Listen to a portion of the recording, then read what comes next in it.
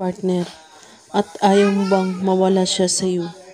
At gusto mo bang mamahalin ka niya kahit tumbas ng pagmamahal niya sa iyo?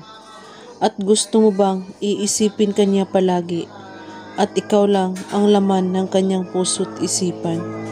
At gusto mo ba na may miss ka niya agad-agad? Ang kailangan mo nang ay isang puting papel, panulat, kandila at pusporo. Isulat mo sa papel ang pangalan niya ng 3 beses.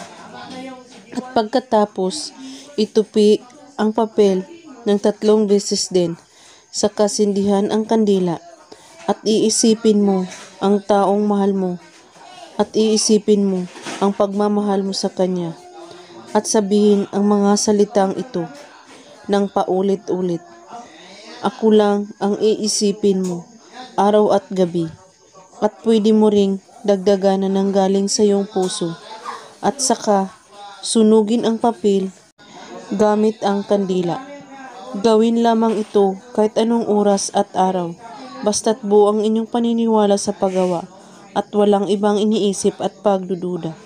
At kung may katanungan po kayo ay magko-comment lang po sa baba.